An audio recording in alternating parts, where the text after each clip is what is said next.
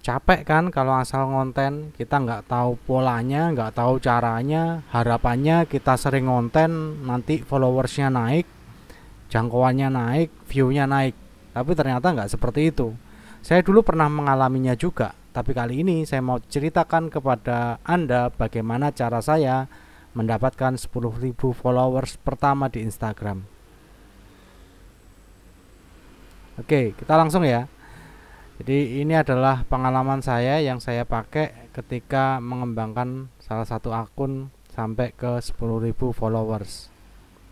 Yang pertama bukan tekniknya. Kalau teknik yang seperti ini, jangkauannya berapa, viewnya berapa, like semuanya itu banyaklah bahasan yang lain. Tapi saya mau nanti Anda bisa benar-benar sampai ke angka 10.000 pertamanya dulu, karena sulit banget memang untuk pertamanya.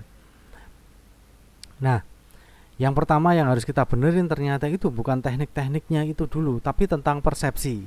Persepsi konten dan konten. Jadi persepsi konten, kita harus paham dulu konten itu apa sih?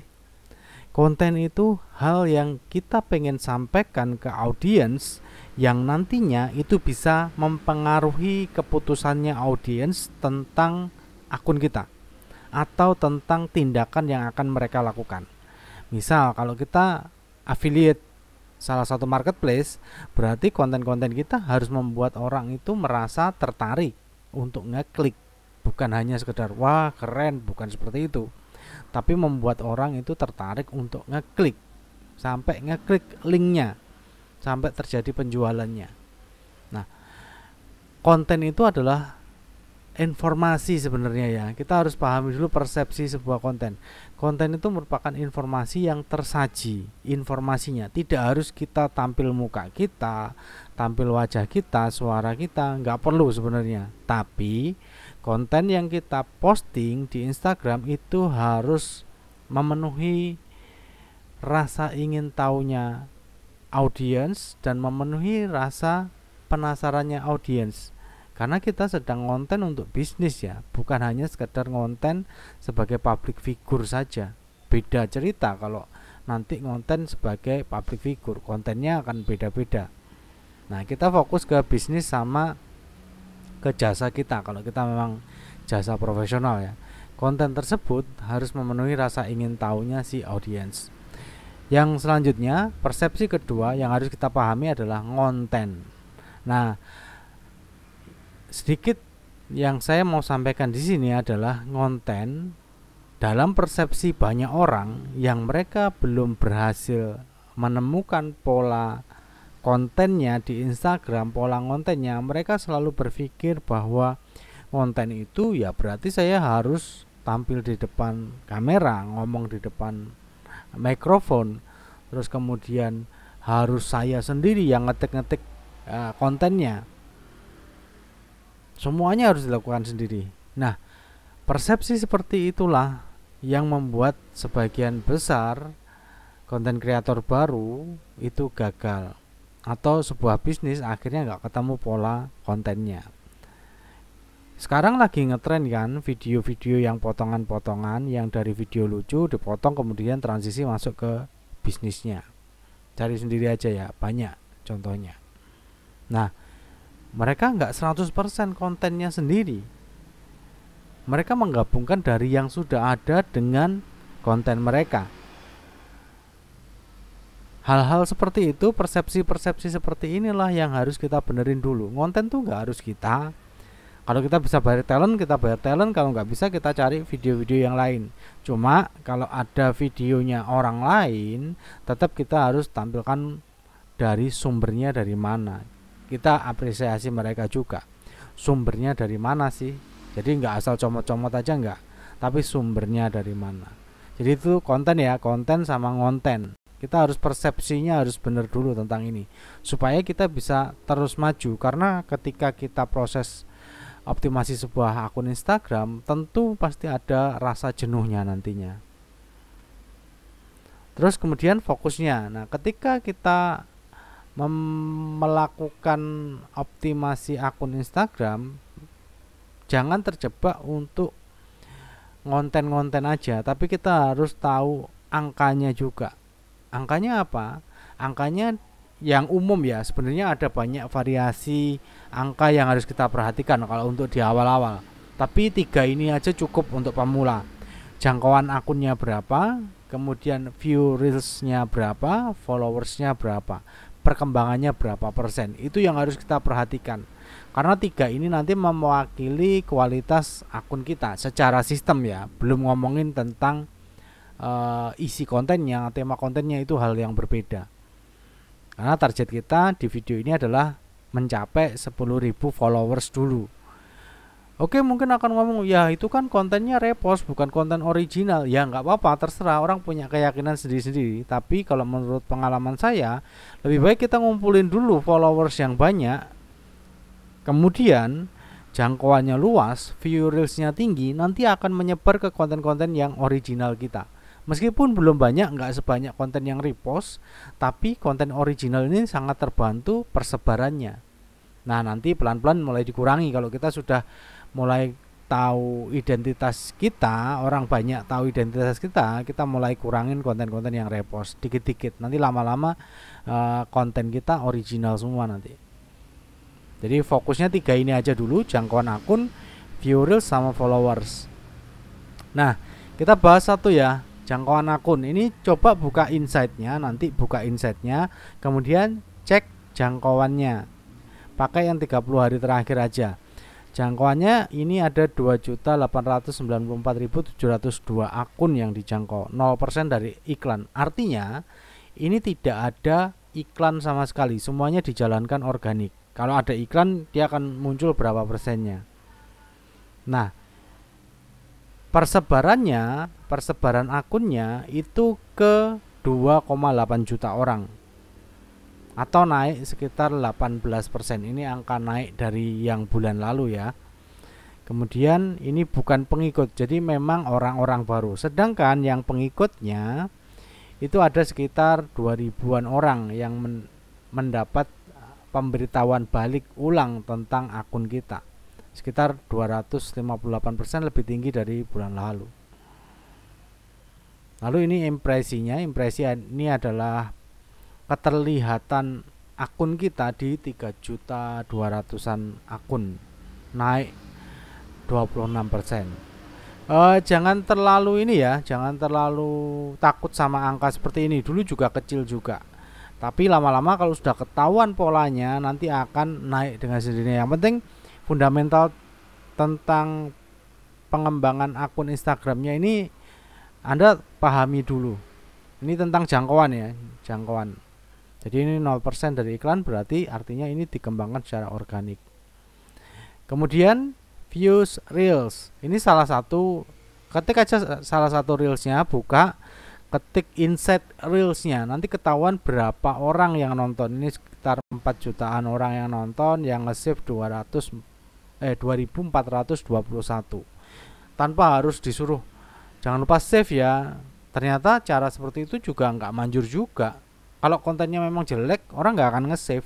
Tapi kalau kontennya memang bagus dan memenuhi kebutuhannya mereka, nggak usah disuruh, mereka juga akan save juga. Cuma ketika kita ngasih perintah save, itu akan kemungkinannya akan jauh lebih tinggi. Terus kemudian ini akun yang dijangkau sekitar 1 juta dari reels yang ini ya. Terus kemudian interaksi reelsnya, entah itu like, komen, macam-macam ya. Aktivitas profil ini biasanya dari followers, jadi peningkatannya ada 1906 followers. Kemudian yang berikutnya di followersnya ini. Nah, ini nanti buka insight lagi, buka yang followers. Nah, ini followersnya kita bisa lihat, ini pengikutnya ada 10 ribuan orang 90 hari terakhir. 10 ribuan orang naik. Nah, ini kenapa kita harus baca datanya seperti ini dulu.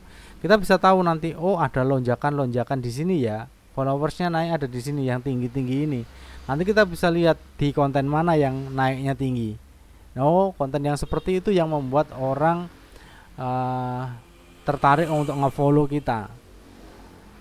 Jadi lonjakan-lonjakan ini perlu diperhatikan. Oh, ada yang kosong, ada yang naik-naik dikit. Nah, makanya kita perlu banyak konten. Kalau kita nungguin konten original kita sendiri, kita nggak akan ketahuan polanya nanti.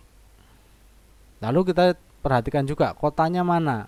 Oh, kotanya ini Jakarta, Bekasi, Surabaya, Bandung, Medan. Oke, berarti nanti buat konten-konten tentang seputar kota yang ini, karena ternyata followersnya paling banyak di kota ini. Lalu usianya, dari segi usia kita perhatikan juga, di usia berapa yang paling tinggi ratingnya. Oke, berarti konten-konten untuk orang yang ada di rentang usia ini yang akan diperbanyak. Jadi bukan yang konten yang di rentang usia yang kecil ini. Tetap ada yang ngefollow tapi kecil banget. Nah, kita fokus ke yang besar ini, 3 terbesar, 1, 2, 3. Lalu kemudian jenis kelaminnya. Oh, ini laki-laki atau perempuan? Oh, kurang lebih sama ya, karena memang jumlahnya untuk akun ini tuh sama. Ada yang kadang pengikutnya lebih banyak perempuannya, ada yang pengikutnya lebih banyak laki-lakinya. Nah, ini waktu paling aktifnya. Nanti kita bisa cek ini jam ya, dari segi jam. Ini jamnya ada jam 6, sekitar jam 6. Berarti kita nanti postingnya kalau bisa ya, kalau bisa sebelum jam 6. Jadi pas jam 6 nanti konten kita naik. Kalau nggak bisa ya sudah di antara yang tinggi-tinggi ini aja. Sesempat kita juga, nggak terlalu saklek juga ya. Lalu kemudian kita bisa cek, diklik hari, nanti keluar hari apa yang paling tinggi. Oh, ternyata di hari Minggu. Berarti kita hari Minggu tuh perlu persiapan konten khusus yang memang benar-benar sangat menarik audiens kita, karena lagi rame-ramenya di sini. Jadi semuanya pakai data nanti kita mengembangkannya ya. Lalu yang berikutnya ke kualitas dan kuantitas. Kalau biasanya orang ngomong kualitas atau kuantitas ya dua-duanya, ya kuantitas ya kualitas. Kualitas ini berarti ada di kontennya kita, di isi konten kita sama penawaran-penawaran yang ada di akun kita. Nah, ini konten-kontennya juga konten repost kok. Konten yang ini yang original, ini yang bikin sendiri ya. Ini yang repost ada juga, ini yang repost. Nah, sebagian besarnya repost. Cuma kita tampilin sumbernya, kemudian kita isi di dalam repostan itu. Ada kata-kata yang itu memang dari kita. Konten videonya repost, tapi di dalamnya kan ada kata-kata yang teks-teks kayak gini ya, ada teks putih-putih ini. Ini kita dari pikiran kita sendiri untuk mengembangkan akunnya yang sesuai sama minat audiensnya kita. Ini berdasarkan akun yang dijangkau, itu ada macam-macam di sini ya, ada pemberitahuannya, ada 2,7 juta yang dijangkau, kemudian yang berinteraksi nanti beda lagi. Terus ini yang berbagi, kalau berbagi lebih sedikit memangan ya. Jadi orang yang dijangkau itu yang melihat semuanya, yang interaksi itu yang melakukan tindakan interaksi sama konten-konten kita. Yang berbagi itu orang yang membagikan ini di statusnya, di inboxnya, di DM-nya untuk orang lain, atau dia share ulang story-nya. Nah, jadi banyak juga berkualitas. Nah, kualitasnya nanti dari dalamnya sini, dari teks-teks putih-putih yang kita masukin di sini. Jadi kita videonya memang numpang videonya orang, tapi kita pakai teks pemikiran kita sendiri sesuai dengan audiensnya kita. Nah, performa mode bisu. Nah, video-videonya seringkali itu orang kelupaan buat video ini hanya bisa dinikmati ketika ada suaranya. Padahal ada beberapa orang yang juga menonton kontennya itu pada saat malam hari, pada saat di ruang rapat atau di tempat umum atau bersama temennya, keluarganya, yang dia nggak memungkinkan untuk nyalain suaranya. Nah, coba cek kalau konten-konten kita susah untuk dinikmati ketika nggak pakai suara, berarti kita gagal untuk kontennya, karena nggak akan bisa maksimal performanya, karena cuma bisa dinikmati pakai suara. Kecuali itu memang konten musik ya, konten musik, konten audio. Kalau konten audio masih bisa ya. Kalau konten musik, konten hal-hal yang sifatnya audio ya memang harus ada suaranya. Tapi kalau konten kita nggak bersifat audio atau musik, kita bisa pakai performa mode bisu ini, kita tingkatin performanya. Jadi konten kita itu bisa dinikmati meskipun tanpa suara. Nomor satu tetap isi kontennya ya, apa yang ditampilkan secara visual dari konten itu di awal, ini tetap menarik ya. Ini harus kita perhatikan benar-benar. Jadi kita mau repost juga nggak asal pilih konten ya, bukan asal karena banyak view-nya aja, bukan, tapi karena kita memang sudah mempertimbangkan isi kontennya memang bagus dan relevan sama audiens kita. Kemudian teks terjemahannya. Teks terjemahan ini ya yang ada di dalam video tersebut. Kalau nggak ada kita buat sendiri. Kalau sudah ada ya kata-katanya itu yang kita tulis ulang di videonya supaya orang bisa paham apa maksud dari video tersebut. Kemudian transisi. Nah, transisi ini di Instagram kan ada efek-efek transisi tuh, pakai supaya orang nggak bosen ketika nonton video bisu kita. Jadi performa video bisu ini juga menentukan seberapa tinggi nanti view yang kita dapatkan, seberapa tinggi nanti interaksi yang kita dapatkan dari konten yang sudah kita upload di Instagram. Jadi performa mode bisu ini diperhatikan ya, karena banyak yang nggak memperhatikan ini. Dipikirnya orang nonton kontennya selalu pakai suara, padahal nggak pakai suara. Nah, kemudian cara uploadnya nanti kita pasti ngomongin musik yang trending, kemudian ngomongin hashtag yang populer. Itu sudah umum banget ya, bisa cari di video-video YouTube yang lain. Nah, kemudian kata kunci. Nah, kata kunci ini yang terbaru ya, update dari Instagram terbaru. Instagram mendeteksi kata kunci yang ada di dalam video dalam bentuk suara, kata-kata, teks maupun di dalam captionnya. Jadi perhatikan, bisnis kita itu kata kunci utamanya apa? Yaitu yang harus ada di dalam konten kita, baik itu secara visual, audio maupun secara teksnya. Nah, cara uploadnya nanti gimana? Nanti kita lanjutin lagi di e-course-nya ya, di panduannya step by step. Tapi saya nggak hanya ngasih e-course-nya, tapi juga ada 7 kali sesi privat coachingnya bersama saya nanti untuk meminimalisir kegagalan. Saya akan jadi mentornya Anda untuk mengoptimasi akun Instagramnya. Ini ada kode diskonnya, pakai kode diskon EVG50 untuk dapat diskonnya di website